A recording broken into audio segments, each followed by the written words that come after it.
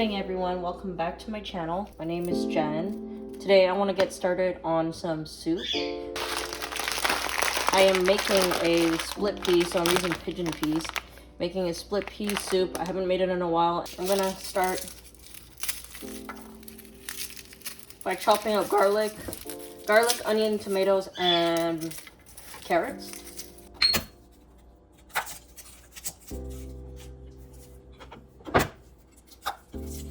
It doesn't have to be perfect, just roughly chop everything. Because the soup's going to be going for maybe 3-4 hours, depending.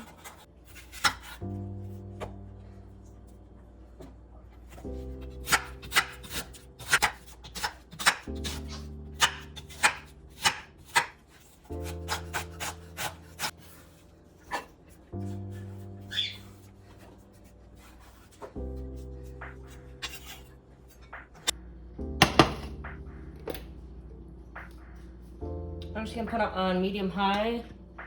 There's some olive oil in it. Actually, I think I do have time, so I'm gonna, while that's cooking down just a bit, I'm going to chop the tomatoes and carrots. I'm just going to add some salt.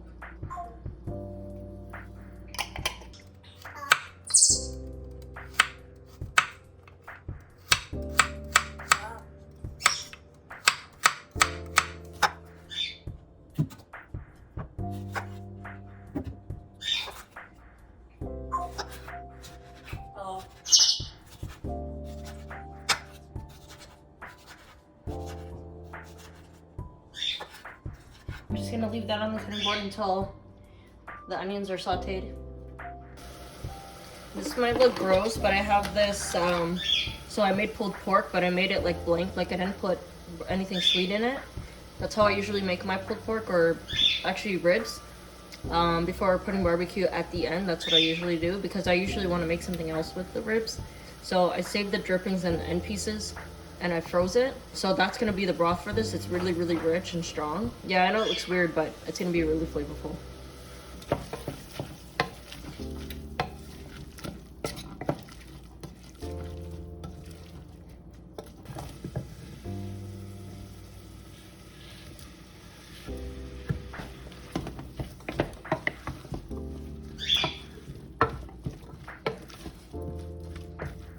I have the jar of split peas here as well. It's the same thing. So you're just gonna pour some, maybe about that much. I think maybe that's a cup. I'm just gonna rinse it.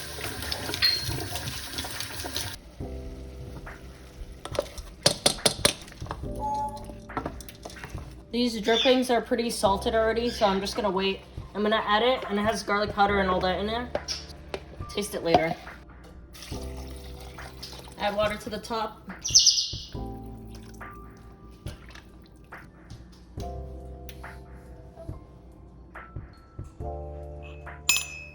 Some of that instant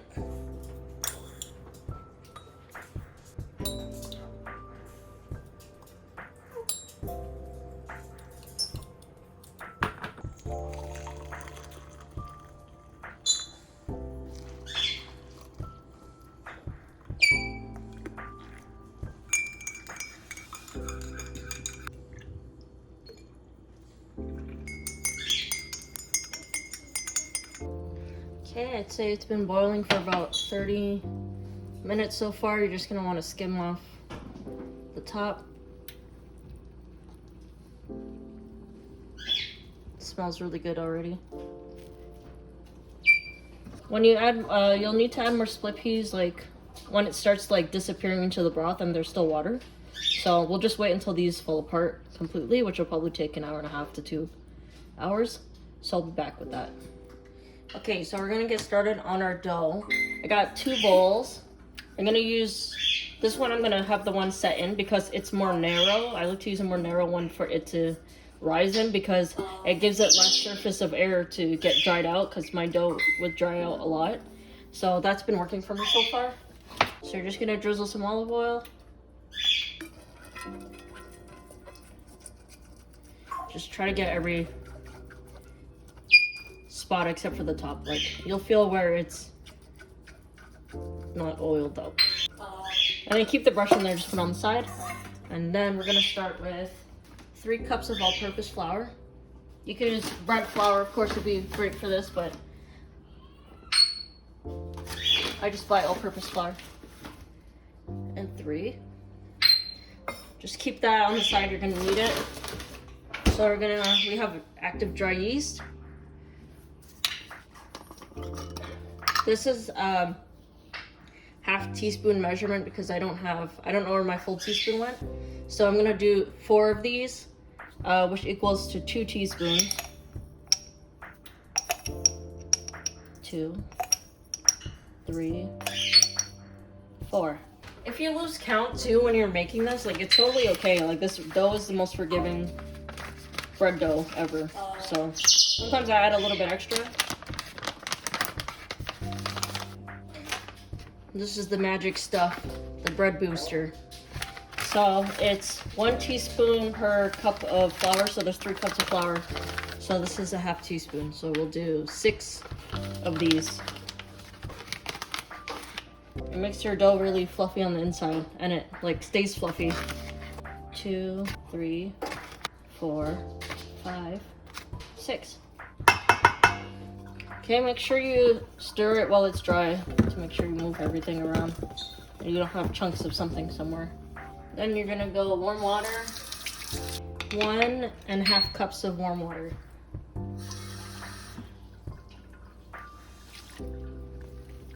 Stir it until it's mixed.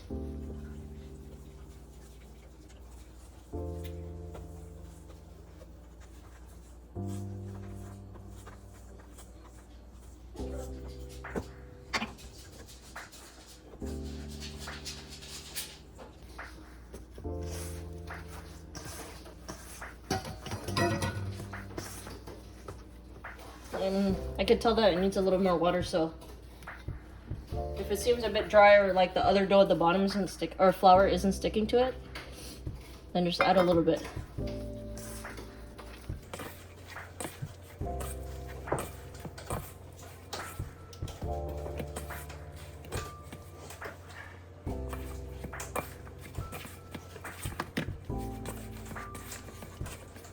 That's more like it.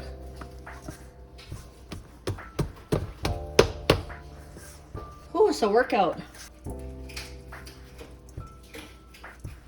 There's a little bit of like stuff at the bottom that didn't get to it, and that's okay. Just don't use it. So, don't mind my messy hands. You're gonna spread the oil again. Just make the dough into a ball. And that's it. Now it's time to wrap. Make sure you do it twice, so the first layer will be on the dough itself. So just pick it up and try to get it in the corners.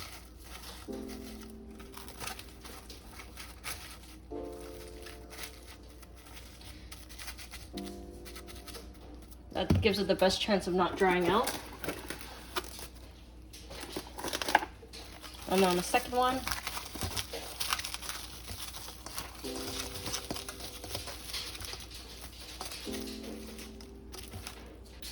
Tea towel.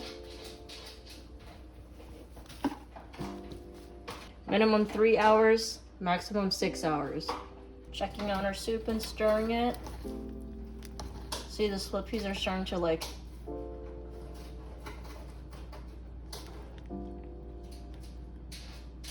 they're starting to break apart now. So we'll just wait a little bit longer before we add more in. And I'll be back.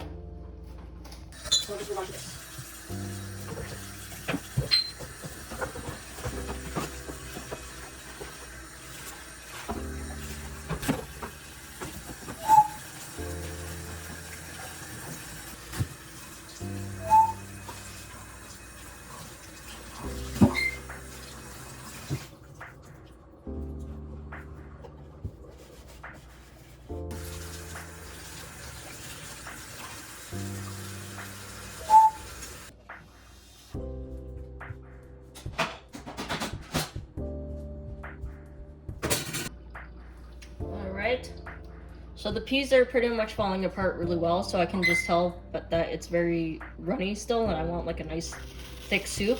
So I'm gonna add around a cup of washed peas. And you just let it keep going.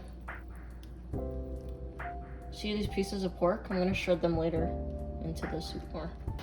Hey everyone, some time has passed, maybe like an hour-ish. And sorry, the vacuum is running in the background.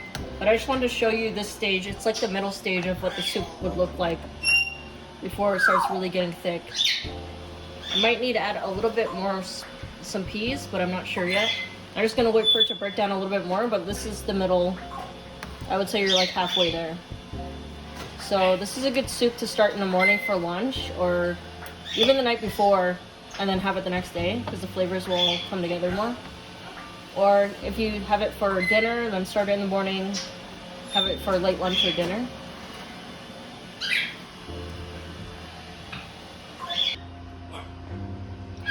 All right, we're back again.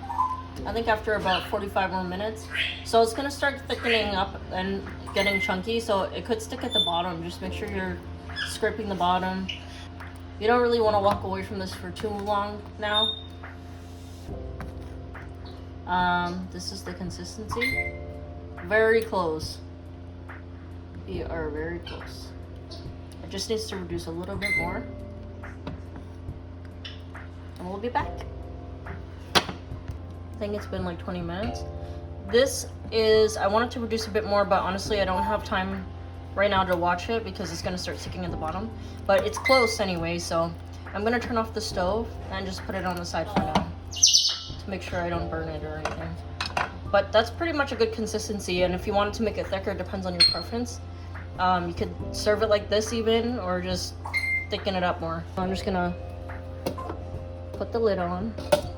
I'll leave a little crack for air to come out. Move it to the back and turn off the stove. And that's how you make my split pea soup. All right, we are back. So I'm going to preheat the oven because the dough is ready.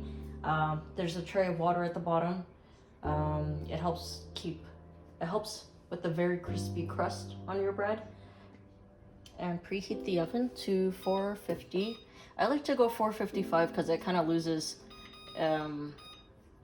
when you open it to put the bread in, it kind of loses like the heat. So I'll do 455 is what I usually do for this oven. All right, parchment paper lined tray. As you can see, I've already baked bread on here. Just gonna grab some flour.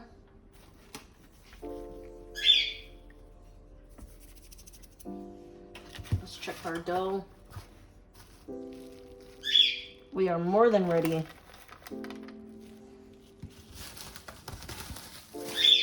And so keep your saran wrap like on the side, don't throw it out yet. That's what I do. Because we're gonna rise it for a second time on the stove. Let's look at our dough. Oh, it's so airy. That bread booster is really good. So you're just gonna turn it on to your tray.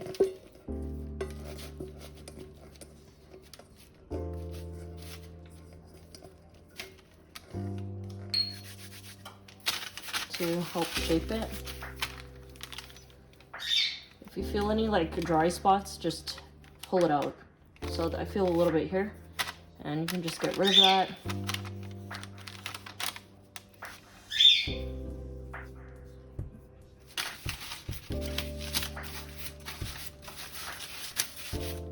Shape it into the loaf that you want.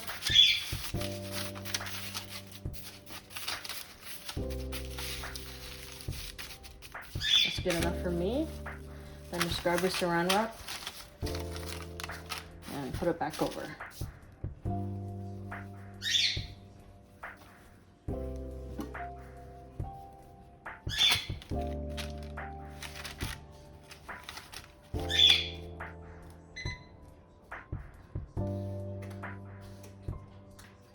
So while that is preheating, put it on the oven because the oven is warm and it's really gonna help with the second rise.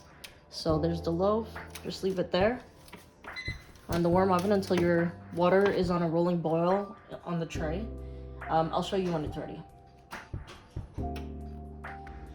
All right, the oven is preheated to 435 so far, but that's totally okay because we have a rolling boil happening. So we can just go ahead and prep the bread or prep the dough and then get it in the oven.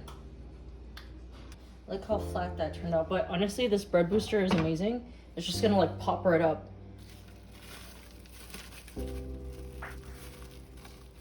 So we're gonna take off the saran wrap. And it's okay if this stuff is sticking out. It's actually gonna turn out more delicious with imperfections on the top. And we're gonna do one more dusting of flour. If you want to shape it up just a bit more.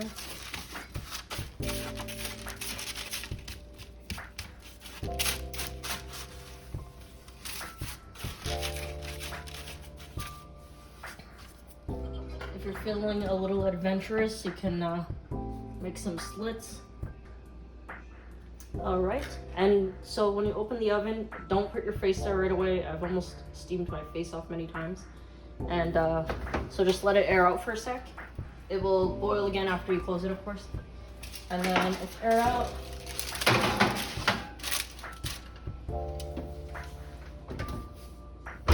And then close it. And do not open it. So we're gonna put a timer for 38 minutes.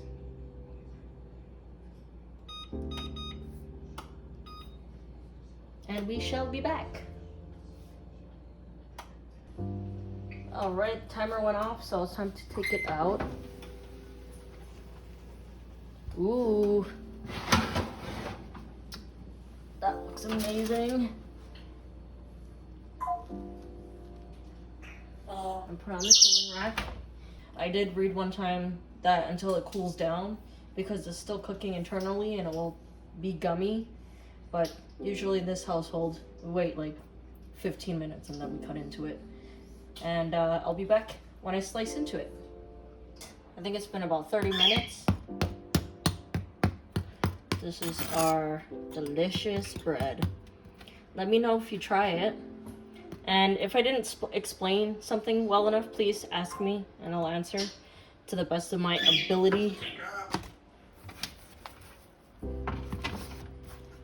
Let's slice into this.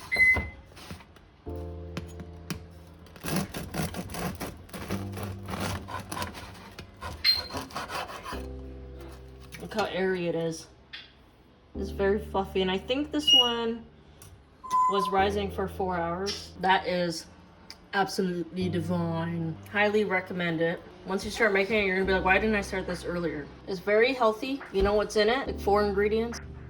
All right, I tasted the soup and its salt is perfect on it. So because of the ribs, like I said, they already were salted and had garlic powder and other seasonings. So I'm just gonna serve up some soup. Don't forget to butter your bread. Like sea salt.